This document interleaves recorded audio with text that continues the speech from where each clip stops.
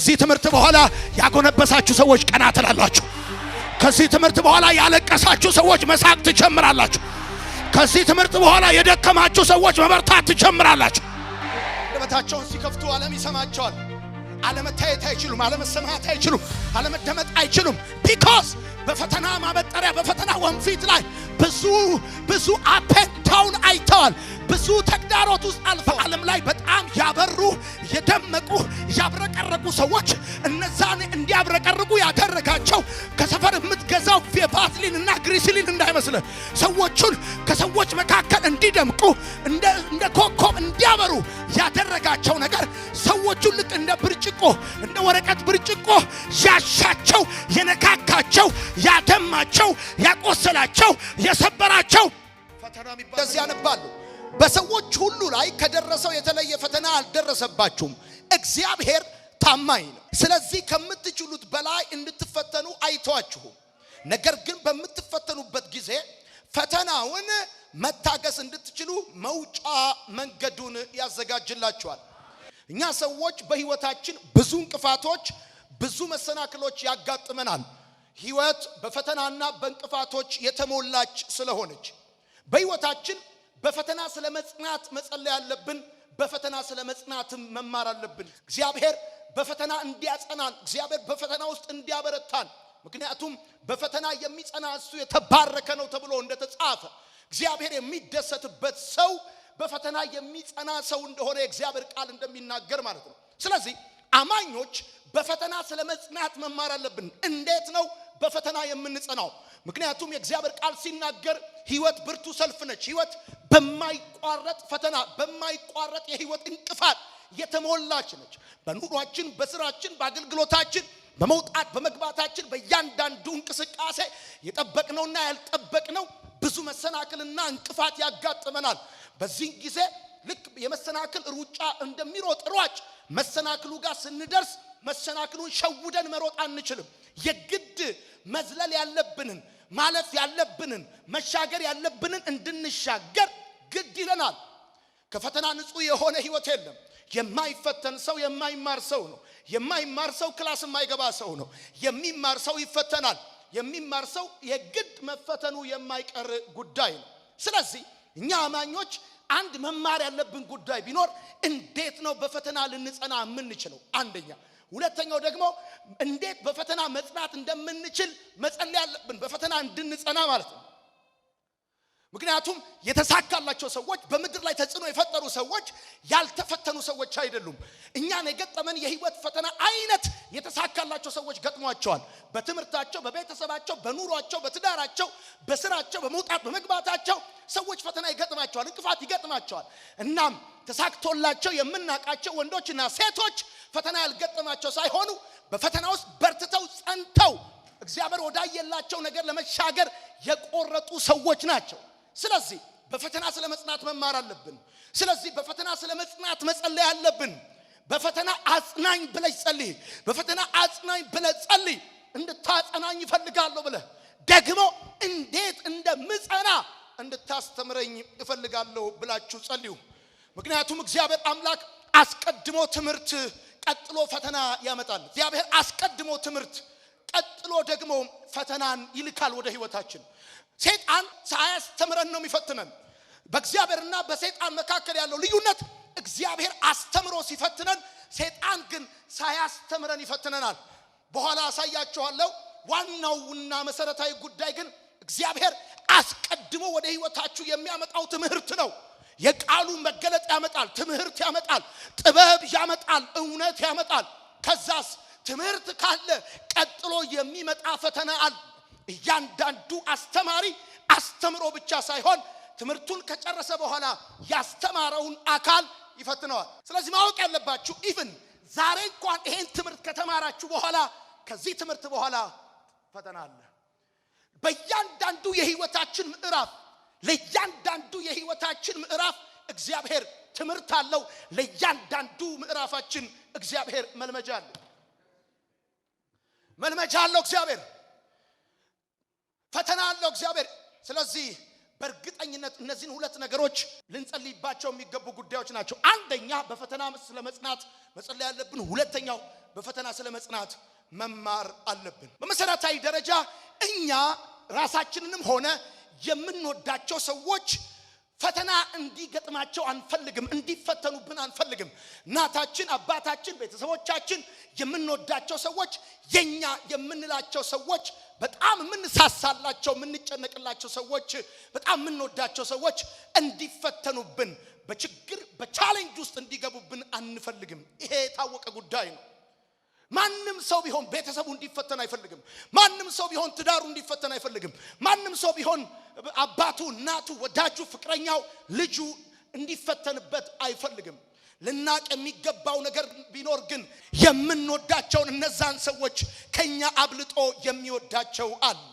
የምንቀርባቸውን እነዛን ሰዎች ከኛ አብልጦ የሚቀርባቸው አለ። የምንሳሳላቸውን እነዛን ሰዎች ከኛ አብልጦ የሚሳሳላቸው አለ። ልክ ነው። ስለምንወዳቸው እንዲፈተኑብን፣ መከራ ችግር እንዲገጥማቸው አልፈለግንም ይሆናል። ነገር ግን ከኛ በላይ እናታችንን የሚወድ፣ አባታችንን የሚወድ፣ ልጃችንን የሚወድ፣ ትዳራችንን የሚወድ ከኛ በላይ የሚቀርባቸው አለ። እኛ እስከ እጃቸው፣ እስከ ቁመታቸው፣ እስከ ሰውነታቸው እንቀርባቸዋለን። እሱ ግን እስከ ውስጥ ማንነታቸው ከስትንፋሳቸው ይልቅ የሚጠጋጋቸው አምላክ አላቸው። የምንረሳው ነገር በህይወት መንገድ ላይ አንድ ጉዳይ አለ። የምንወዳቸውን የሚወዳቸው እንዳለ እንረሳለን። የምንቀርባቸውን የሚቀርባቸው እንዳለ እንረሳለን። የምንሳሳላቸውን የሚሳሳላቸው እንዳለ እንረሳለን። የምንጠነቀቅላቸውን የሚጠነቀቅላቸው እንዳለ እንረሳለን። ስለዚህ አስተውሱ፣ የምትወዷቸውን የሚወዳቸዋል። ለዛውም አንኮንዲሽናል በሆነ ሁኔታ የሚወዳቸው፣ ክረምትና በጋ የሚወዳቸው፣ ሁኔታ ቢቀያየር ባይቀያየር የሚወዳቸው፣ ሲሞላ ብቻ አይደለም፣ ሲጎድል ብቻ አይደለም፣ የሰው ፊት ሲቀየር በማይቀየር ፍቅር፣ በጽኑ ህይወትና ማንነት። ሰው ገንዘቡን ሰጥቶ ይወዳል። ሰው የተረፈውን ሰጥቶ ይወዳል። ሰው የለበሰውን ሰጥቶ ይወዳል። እሱ ግን ራሱን ሰጥቶ ወዷልና ከኛ ይልቅ አብልጦ የሚወደን አለ። አሜን ይባላል። አንዳንዶቻችሁ ስለ ትዳራችሁ፣ አንዳንዶቻችሁ ስለ እናታችሁ፣ ስለ እህታችሁ፣ ስለ ቤተሰባችሁ እየቆዘማችሁ ይሆናል። በጣም የምትወዷቸው ሰዎች በሐሳባችሁ እየተመላለሱባችሁ እየተጨነቃችሁ ሊሆን ይችላል። ልክ ነው። በመውደዳችሁ ተጨንቃችሁ ሊሆን ይችላል። ነገር ግን ከናንተ በላይ የሚወዳቸው እንዳለ ማስታወስ በጣም ተገቢ ነው። ወዳጆቼ፣ እግዚአብሔር በህይወታችን የመደበልንን ትምህርት የምናገኘው በፈተና ውስጥ ነው። ሀገር የመደበችልንን ትምህርት ወይም ደግሞ ትምህርት ሚኒስቴር የመደበልንን ትምህርት የምናገኘው ትምህርት ቤት ነው። እግዚአብሔር በህይወታችን የመደበልንን ትምህርት የምናገኘው ግን በፈተና ውስጥ ነው። the only place መለኮት በህይወታችሁ እንድታውቁለት፣ እንድትጨብጡለት፣ እንድትይዙለት፣ በልዩ ሁኔታ እንድትረዱለት የሚፈልገውን ነገር የመደበላችሁ ፈተና ውስጥ ነው። የእግዚአብሔርን ትምህርት ማኪያቶ ቤት ውስጥ አታገኙትም። የእግዚአብሔርን ትምህርት በምቾት ውስጥ አታገኙትም። በድሎት ውስጥ አታገኙትም። ስትወደዱ፣ ስትከበቡ፣ ነገር ሲሳካላችሁ አታገኙትም። ከዘላለም ዘመን በፊት እግዚአብሔር ለእናንተ ሊያብራራላችሁ የፈለገውን ነገር የምታገኙበት ቦታ፣ ሁኔታ ፈተና ይባላል። ወዳጆቼ፣ ህይወት በፈተና እንድትከፈት ሆና የተቆለፈች የመንፈስ ቅዱስ ሚስጥር ናት። በእያንዳንዱ የህይወታችሁ ቻፕተር ውስጥ እግዚአብሔር ያስቀመጠው ሴክሬት አለ። ነገ ምን እንደሚሆን፣ ከነገ ወዲያ ምን እንደሚሆን you have no idea። ስለ ህይወታችሁ ኖበዲ ስለ እናንተ ህይወት መናገር የሚችል የለም። ግን ሴክሬት አለ፣ የምትደርሱበት ሚስጥር አለ፣ ከናንተ ውስጥ የሚገለጥ ጥበብ አለ፣ ህይወት አለ። ህይወታችሁ በፈተና እንዲከፈት ተደርጎ የተቆለፈ የመንፈስ ቅዱስ ሚስጥር ነው። የናንተ ህይወት ራሱ ሴክሬት ነው። ዲቫይን ሴክሬት የናንተ ህይወት ሚስጥር ነው። እናንተነታችሁ፣ የናንተ ህይወት፣ ነገ የምትደርሱበት ቦታ፣ ነገ የምትሰሩት ስራ፣ ነገ በእናንተ እጅ የሚደረገው ነገር ቤተሰቦቻችሁ አያውቁም፣ ጓደኞቻችሁ አያውቁም፣ አስተማሪዎቻችሁ አያውቁም። ቾክና ዳስተር ይዘው ትምህርት ቤት ገብተው ዳስተር ብላክቦርድ ላይ ጽፈው ሲወጡ አንተ ነገ ምን ልትሆን እንደሆነ they have no idea። እነሱ የሚያውቁት ኬሚስትሪ ነው፣ እነሱ የሚያውቁት ባዮሎጂ ነው። እነሱ ዴስቲኒን አያውቁም። ዴስቲኒን የሚያውቅ እግዚአብሔር አለ። ታዲያ እንደዚህ ነው እግዚአብሔር አምላክ እኔና አንተን ሲፈጥረን፣ እኔና አንተ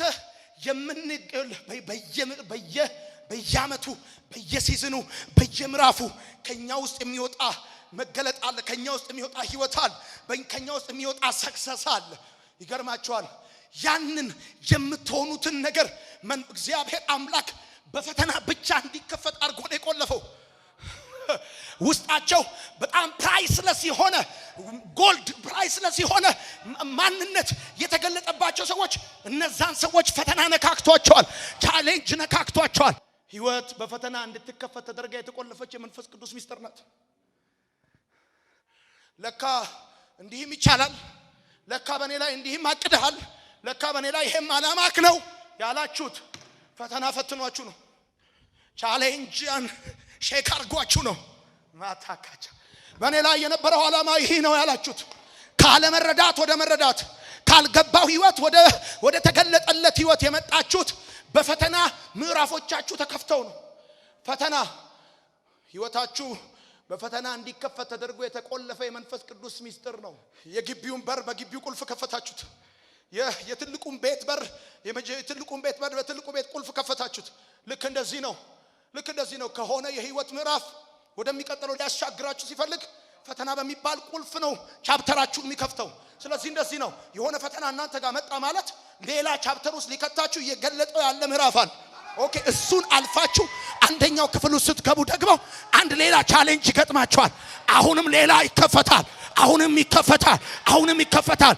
የዛን ጊዜ እንደዚህ ይሆናል። ከብዙ ሰዎች ተሸሽጎ ተደብቆ የነበረ የእግዚአብሔር ሚስጥር በእናንተ መገለጥ ይጀምራል።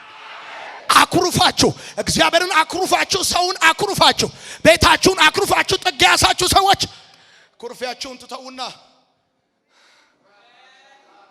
ሃሌሉያ ወዳጆቼ ምቹ መንገድ በህይወታችሁ ምቹ መንገድ ድካም ያቀል ይሆናል እንጂ ጉዞውን አያስቀረው መንገዱን አያስቀረው። ምን ማለት ነው? ባጭር አማርኛ ከአዲስ አበባ ወደ ሐዋሳ ዛሬ ስመጣ ከአዲስ አበባ እስከ ዝዋይ ድረስ ሃይዌው ተሰርቷል። መንገዱ ምቹ ሆኗል ማለት ድካም ያቀል ይሆናል እንጂ ጉዞውን ያስቀረዋል ማለት አይደለም። አዲስ አበባ የነበርኩ ሰው ሐዋሳ ለመምጣት መንገዱ ምቹ ስለሆነ ተሻግሬ ሐዋሳ አልገባም። የፈለገውን ያህል ምቹ ቢሆን የፈለገውን ያህል ሰፊ ቢሆን እንቅፋት ባይኖረው ፈረስ ጋሪ ባይኖረው ሌላ መኪና ባይኖረው መጓዜ ግድ ነው። ምቹ መንገድ ድካም ያቀላል እንጂ ጉዞ አያስቀርም። ልክ እንደዚሁ ምቹ ሲስተም፣ ምቹ ፋይናንስ፣ ምቹ ትምህርት፣ ምቹ ቤተሰብ፣ ምቹ ቤተክርስቲያን ድካም ያቀለ ይሆናል እንጂ ፈተና አያስቀርም። ምቹ መሪ፣ ምቹ ጓደኛ፣ ምቹ ትዳር፣ ምቹ ቤተሰብ፣ ምቹ የሥራ ሁኔታ ድካም ያቀል ይሆናል እንጂ ፈተና ግን አያስቀርም። መንገዱ በጣም ምቹ ሆኖ ጉዞ እንዳላስቀርልህ ድካም እንደቀነሰልህ ብዙዎቻችሁ ኤክስፔክት የምታደርጉት ምንድነው? ምቹ ትዳር እንዲኖራችሁና ከፈተና ነፃ እንድትሆኑ። ብዙዎቻችሁ ኤክስፔክት የምታደርጉት ምቹ ቤተክርስቲያን፣ ምቹ አባት፣ ምቹ አሰራር። ወዳጆቼ ምቹ ሲስተም፣ ምቹ አባት፣ ምቹ አገልጋይ፣ ምቹ ጓደኛ ቢኖራችሁም ይህ ግን ፈተናን ከህይወታችሁ አያስቀርላችሁ። አንዳንዶቻችሁ በትዳራችሁ እየተፈተናችሁ ያላችሁት የትዳር አጋሮቻችሁ ምቹ ስላልሆኑ እንዳይመስሏችሁ። ከአንዳንድ ሰዎች አንጻር ሲብራራ ያንቺ ባል አንደኛ ነው። ከአንዳንድ ሴቶች አንጻር ሲታይ ያንተ ሚስት አንደኛ ነች። ግን በዚህ ሁሉ አንደኝነት ውስጥ መንገራገጭ አለው። ቢኮዝ የትኛውም ነገር ምቹ ሆኗል ማለት ፈተና ይቀራል ማለት አይደለም። አሁን አንዳንዶቻችሁ ጥሩ ደሞዝ ቢኖራችሁ ፈተና የሚቀር የሚመስላችሁ ሰዎች አላችሁ። ጥሩ ኢንከም ቢኖራችሁ በቃ ለቀቅ ያለ ድልት ያለ ለቀቅ ረቀቅ ያለ ኑሮ የምትኖሩ ይመስላችኋል። በጣም ምጡቅ የሆኑ አገልጋዮች መጥተው ቢያስተምሯችሁ አንዳንድ ግሳግስ ነገር የሚቀር ይመስላችኋል። ይገርማችሁ ተራውም ሰው በጣም ምጡቅ የሆነው ባለበት ህይወት ውስጥ ምናልባት የመከራውና የፈተናው አይነት ይለያይ ይሆናል እንጂ ፈተና የሚቀር ጉዳይ አይደለም። ወዳጆቼ ከሰው እስከ እንስሳ የፍጥረት ውበት የሚገለጠው በፈተና ነው። ፍጥረት ውበቱ የሚታየው በፈተና ነው። ከሰው እስከ እንስሳ በከተማ ከሚኖሩት በጫካ ከሚኖሩት በቀን ከሚኖሩት በጨለማ እስከሚገለጡት የፍጥረት ውበት መገለጥ በፈተና ነው። እንስሳት በሁለት መንገድ ይነቃሉ። አንደኛው ሲነከሱ ይነቃሉ። አንድ እንስሳ ከተነከሰ በኋላ አውሬ ነው የሚሆነው። ከዛ ቀን ጀምሮ በተጠንቀቅ ነው የሚቆመው። አንዳንድ እንስሳት ዝም ብሎ የሆነ ፈዛዛ የሆነ እንስሳት አንዴ ከተነከሰ በኋላ ግን አንድ እንስሳ ከዛ በኋላ አውሬ ነው የሚሆነው። አይታችሁ ከሆነ የሆነ ቪዲዮ አንድ አህያ ውሻ እየተከተለ ይነክሰዋል። ውሻው ይነክሰዋል። አንዴ ዞረና አህያ በተፈጥሮ አይናከስም። አንዴ ከነከስከው ግን ከአህያነቱ ባህሪ ወጥቶ አውሬ ነው የሚሆነው። ውሻውን ያዘው እንደባለለው። አህያ ከነከሰ ደግሞ ቀጥሎ ስለማይጮህ አይለቅህም።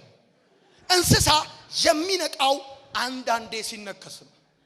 ሲነከስ ይነቃል፣ ኮንሽስ ይሆናል።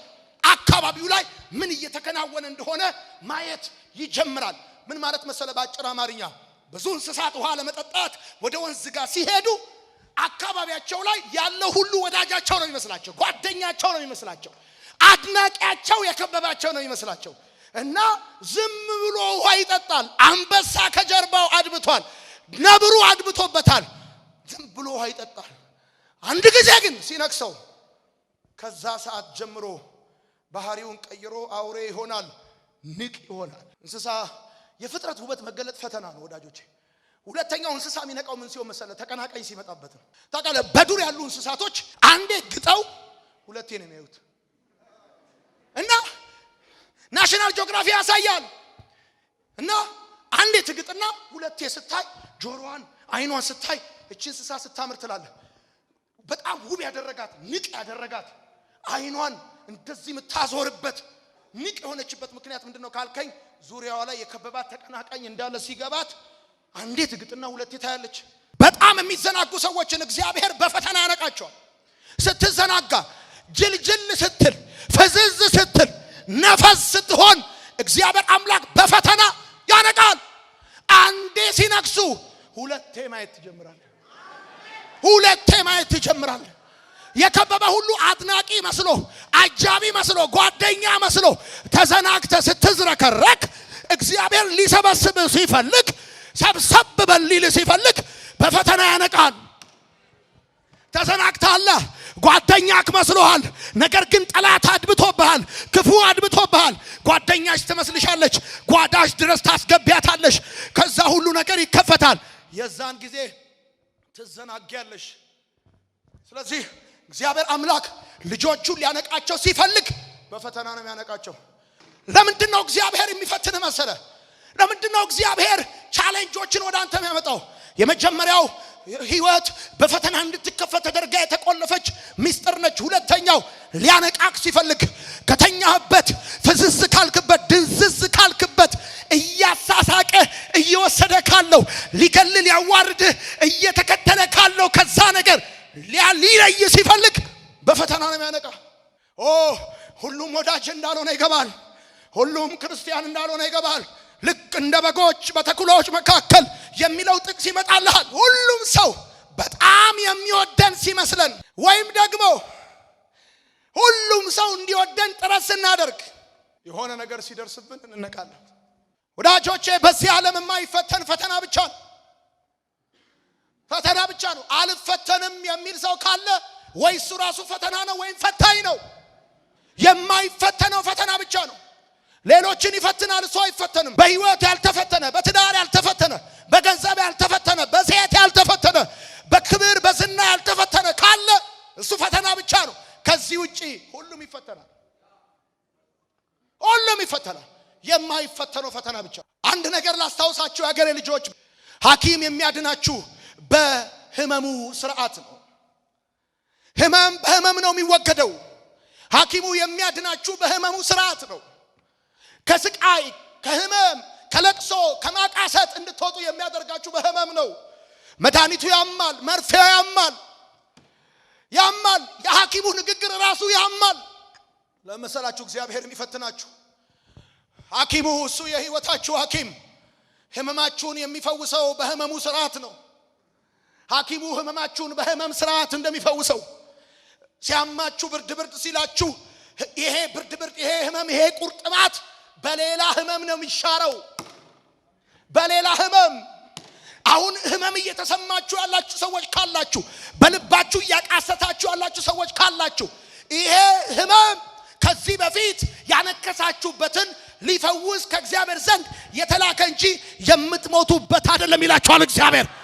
ለብዙ ጊዜ ያነከስክበት፣ ለብዙ ጊዜ ያለቀስክበትን ነገር ሊፈውስ ሲፈልግ ይሄ የህይወት ሐኪም ህመምን በህመም ይሽረዋል፣ ስብራትን ይሽረዋል፣ ተሰብረ ወጌሻ ጋር ስትሄድ አሞሃል እያቃሰትክ ነው እግር አብጧል እና ዝም ብሎ ቂቤ አይቀባልህም ዝም ብሎ ዘይት አቅልጦ አያፈስልህም ቂቤ አቅልጦ ያስ ያደርገዋል ጫን ያደርገዋል ሳብ ያደርገዋል ያምአት ትጮኻለህ ዘላለምህን እያነከስክ እንዳትኖር ዘላለምህን እየቆሰልክ እያለቀስክ እንዳትኖር አውቀዋለሁ የህይወቴን ሐኪም የህይወቴን ወጌሻ የኔን መድኃኒት የኔን ፈዋሽ አውቀዋለሁ ሊፈውሰኝ ሲመጣ እቤቴ ሲገባ አውቀዋለሁ አንዳንድ ህመሞቻችሁ አንዳንድ ስብራቶች አንዳንድ ቁስሎቻችሁ ህመማችሁን የሚሽሩ የሐኪሙ መድኃኒቶች ናቸው